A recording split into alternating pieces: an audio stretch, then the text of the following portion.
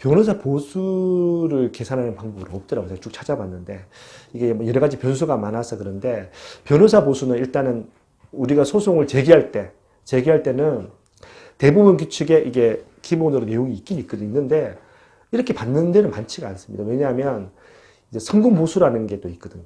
그러니까 변호사 보수로 있고 그 다음에 성금 보수라고 하는 부분이 있기 때문에 이 성금 보수를 많이 받고 싶어 하는 게 변호사의 욕구이기 때문에 이 대부분 규칙에 산정되어 있는 이 변호사 비용을 그대로 받고 성금 보수를 안 하는 것보다는 오히려 성금 보수를 좀 많이 적절하게 받고 오히려 변호사 선임하는 비용을 줄여주는 경우가 많이 있거든요. 근데 반대로 패소했을 때 소송을 진행하다가 패소하게 되면 뭐 성금 보수는 없는 거잖아요.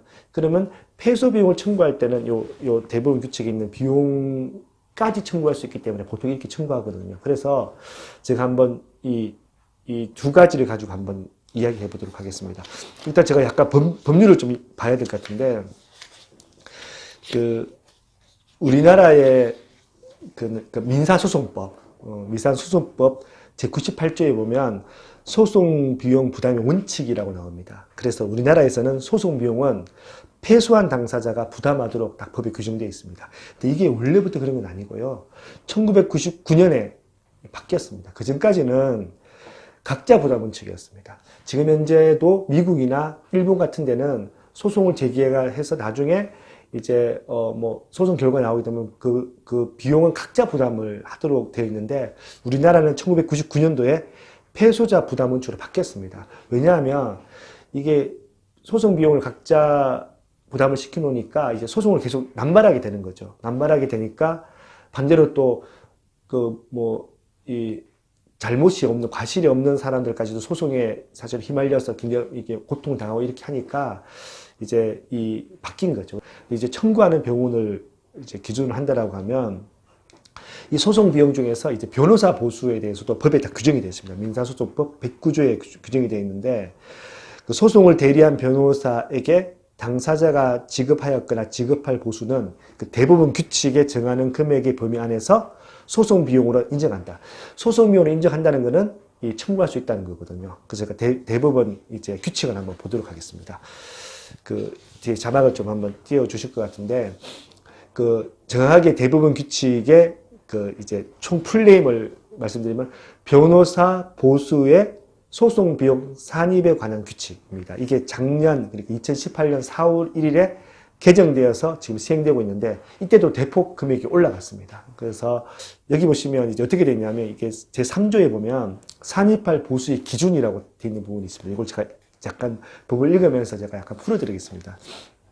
제1항에 보면 소송 비용에 산입되는 변호사의 보수, 그러니까 소위 내가 성소했을 때 상대방이 받을 수 있는 변호사의 보수는 당사자가 보수 계약에 의하여 지급한 또는 지급할 보수 금액의 범위 내에서, 그러니까 양 당사자가 변호사 수임료로 1,000만 원을 주기로 했다라면 이게 보수 계약이잖아요. 이 1,000만 원의 범위 내에서 각 신급 단위라는 것은 이제 1심, 2심, 3심 각자 따로 돈을 받는다는 의미고요.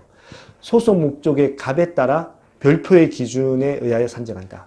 이제 이게 소송 목적의 값이라고 하는 내용이 있고, 이거 사실은 어렵게 생각하지 마시고 그냥 내가 청구하는 금액이 얼마냐 이고요. 별표의 기준은 이 중에 몇 프로 정도를 변호사 보수로 청구할 수 있는지 그 기준이 다 이렇게 각 금액에 따라 가지고 구분되어 있거든요. 아마 지금 자막으로 나갈 텐데 이렇게 산정하도록 되어 있습니다. 근데 사실 이 내용을 보더라도 계산하는 방법이 쉽게 이해되지는 않습니다. 제가 한번 예를 들어 주겠습니다. 한번 다시 표를 한번 딱 보시고 잠깐 보시면 거기 보시면 3억 원 정도, 제가 앞에 이야기했던 3억 정도 청구하는 기준으로 계산을 하게 되면 한번 산식에 따라서 제가 한번 계산을 해보도록 하겠습니다. 보시면 맨 밑에서 바로 위에 보시면 2억 원을 초과하여 5억 원까지 이제 부분되어 있잖아요. 여기에 지금 3억 원이 들어가는 거잖아요. 그러면 맨 앞에 보면 1,040만 원이 기준입니다. 요 기준이 있고 여기에 소송 목적의 값, 아까 청구하는 금액 얼마죠? 3억 원이죠. 3억 원 빼기 2억 원 하면 1억 원이잖아요. 1억 원 곱하기 100분의 1. 그러니까 1억 원의 100분의 1은 얼마죠? 100만 원인 거죠. 100만 원. 100만 원. 그러니까 이 100만 원에다가 앞에 기준 금액인 1,040만 원. 더하면 1140만 원이 되는 거죠. 그래서 내가 소송을 해서 만약에 패소를 하게 되면 상대방이 저희들한테 청구할 수 있는 금액이 1140만 원인 거예요. 근데 아까 앞에 이야기할 때 기준 금액이 중요하다고 했잖아요.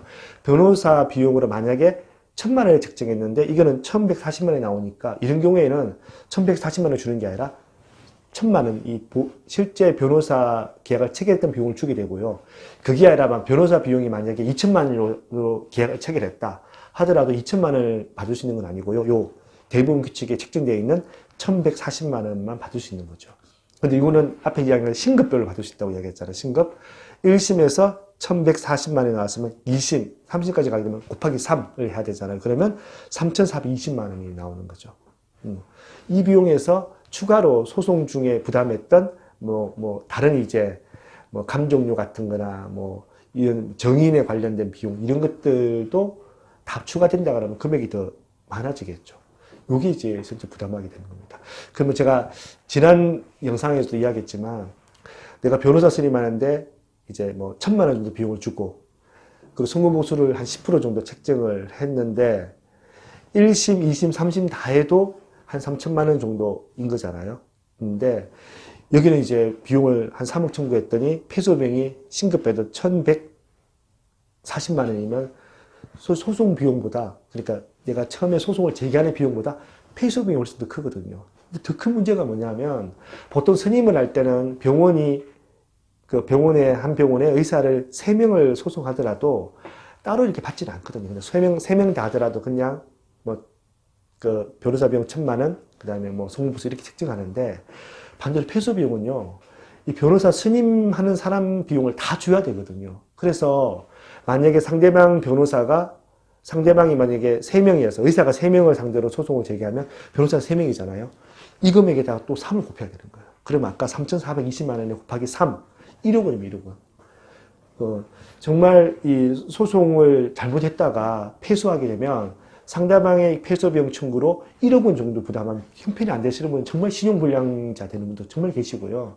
이 비용 때문에 굉장히 고통받는 분도 많이 계시거든요. 압류가 들어오고 이렇게 하다 보니까.